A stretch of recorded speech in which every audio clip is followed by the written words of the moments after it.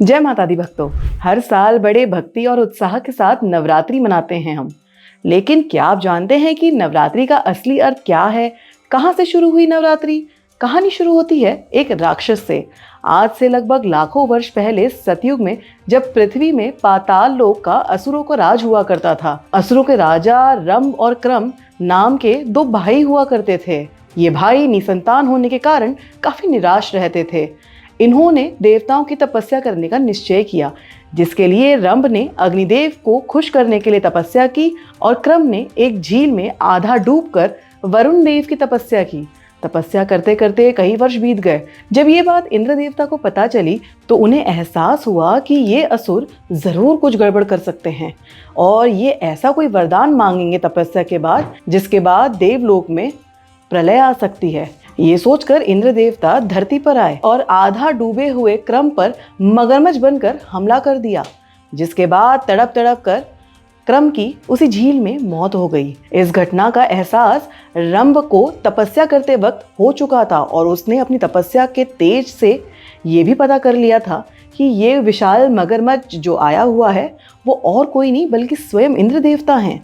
रंभ अपने भाई क्रम से बहुत प्रेम करता था और वह उसकी मौत का सदमा सह नहीं पाया, इसीलिए उसने अपनी तपस्या को वहीं भंग कर दिया।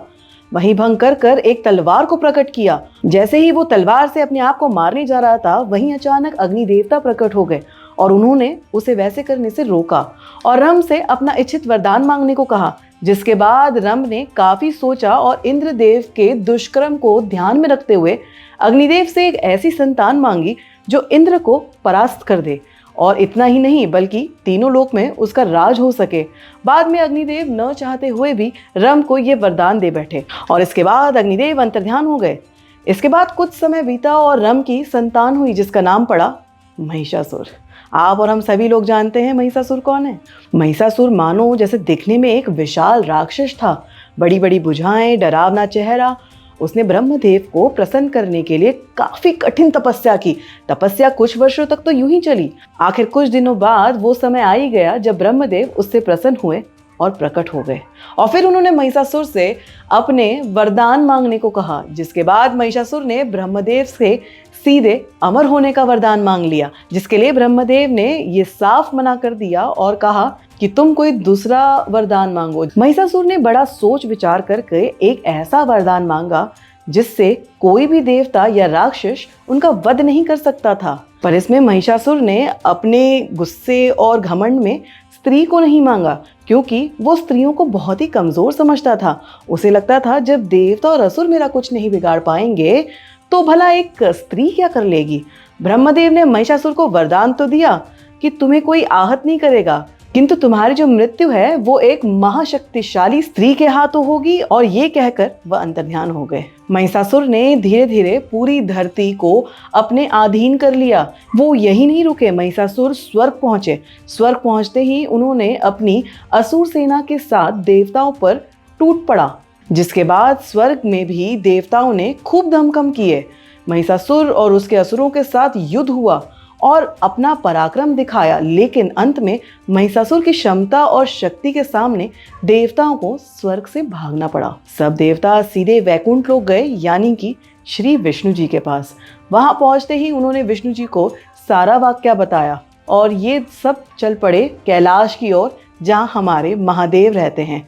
जब ये सभी महादेव के पास पहुंचे तो महिषासुर के तंग की चर्चा की, जिसके बाद विष्णु जी और महादेव समेत सारे देवताओं ने महिषासुर से युद्ध करने की रणनीति बनाई। सभी देवता स्वर्ग के लिए निकल पड़े, जहां महिषासुर स्वर्ग के सिंहासन में स्वर्गपति बनकर विराजमान था। देखते ही देखते स्वर्ग पर देवताओं का आगमन होने लगा। महायुद्ध शुरू हो गया, जिसके बाद श्री विष्णु समेत सारी देवता मिलकर महिषासुर और उनके प्रमुख योद्धाओं के ऊपर टूट पड़े। यहाँ महादेव अपने त्रिशूल से महिषासुर के असुरों सेनाओं को जहाँ जहाँ मिटा रहे थे, जैसे जैसे समाप्त होते देख रहे थे, वैसे वैसे महिषासुर ने अपनी सिद्धियों से फिर से उतनी ही सेना दोबारा खड़ी कर दी और ये संख्या अधिक से अधिक उत्पन्न करना शुरू कर दिया।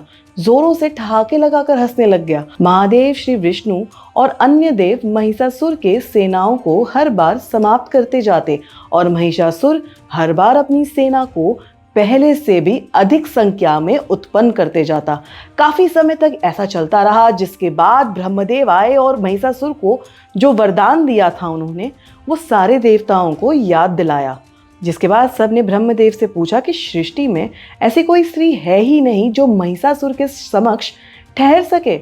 जिस पर ब्रह्मदेव ने कहा कि महिषासुर का अंत करने के लिए एक ऐसी स्त्री होनी चाहिए जिसके पास सभी देवताओं की कुछ न कुछ शक्तियां मौजूद हों, और उसी स्त्री के पास सभी देवताओं की शक्तियों का एक साथ संभाल पाना और उसका सही से इस्तेमाल कर पाने की क्षमता भी हो।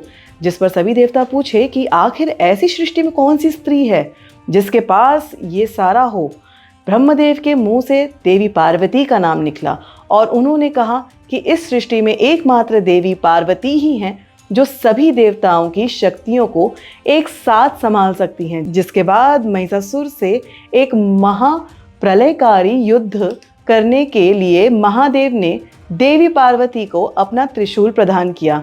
इसके बाद श्री विष्णु ने भी देवी पार्वती को अपना सुदर्शन चक्र प्रदान किया। इंद्रदेव ने अपना वज्र प्रदान किया। इसके बाद सूर्यदेव ने अपनी रोम कूपों और किरणों को तेज भरकर एक ढाल दिया। इसके अलावा दिव्य तलवार और दिव्य सिंह देवी की सवारी के लिए प्रदान किया। इसके बाद विश्वकर्मा देव ने देवी को एक अभेद कवच प्रदान किया, साथ ही अनेक अस्त्र शस्त्र भी प्रदान किए, और अंत में सभी त्रिदेव समेत समस्त देवों ने अपनी अपनी शक्तियों का कुछ कुछ अंश देवी को प्रदान किया। फिर देवी पार्वती ने वास्तविक रूप लिया महाशक्ति का, जिसे हम कहते हैं देवी दुर्गा। ये देवी का रूप एकदम विशाल था। इनका जो सिंह जिस पर ये सवार थी वो भी खूब विशाल था। इस रूप में माता, जिनकी अनेक भुजाएं थी, बेहद लंबे बाल हवा में लहरा रहे थे और पूरी जमीन मानो जैसे दुर्गा रूप के आगमन से थरथरा सी उठी थी। उस सिंह पर सवार इस बलशाली स्त्री को देखकर महिषासुर अचंभित पड़ गया। वो देवी दुर्गा की ओर देखते रहा। देवी दुर्गा ने मात्र अपने कुछ कुछ प्रहार से ही त्रिनेत्र समेत उसके लाखों असुर सैनिकों को वहीं मौत के घाट उतार दिया, और महिषासुर दूर अपने महल में खड़े खड़े ये सब देखते रहे। महिषासुर को अपनी आंखों पर जैसे विश्वास ही नहीं हो रहा था। कुछ देर बाद देवी दुर्गा उसके महल के पास आई और महिषासुर को युद्ध करने के लिए ललकारा।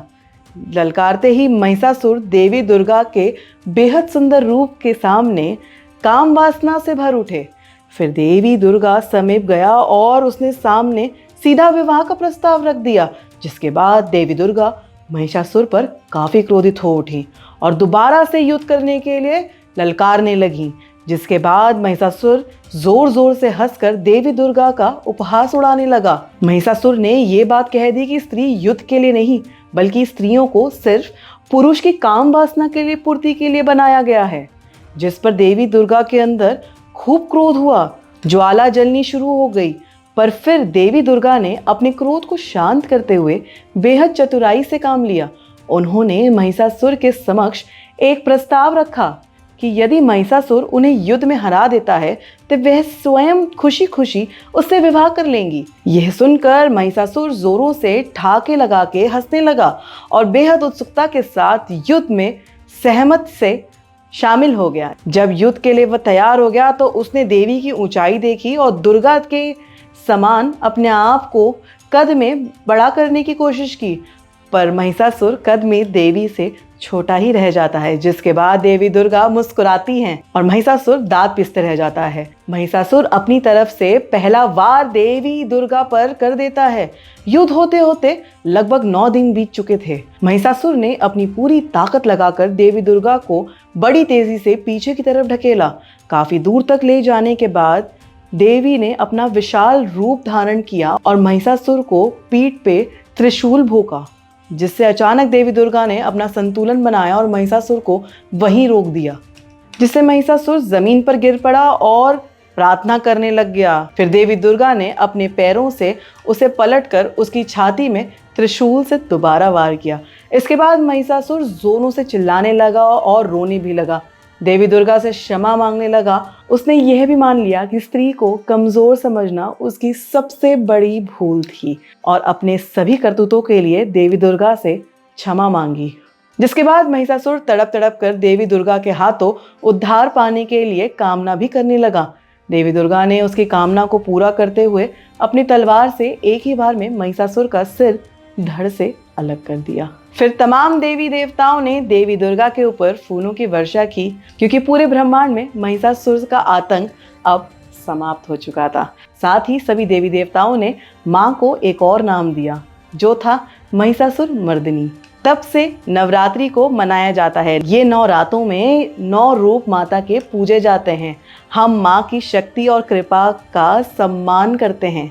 नवरात्रि हमें ये सिखाती है कि चाहे अंधकार कितना भी हो, गहरा क्यों ना हो, अंत में सत्य और धर्म की ही जीत होती है। इस नवरात्रे हम सभी भक्तों पर माँ दुर्गा का आशीर्वाद बना रहे। आपको ये वीडियो कैसा लगा हमें कमेंट करके ज़रूर बताएं। इस नवरात्रि आप सबके लिए मंगलमयी हो। जय माता दी।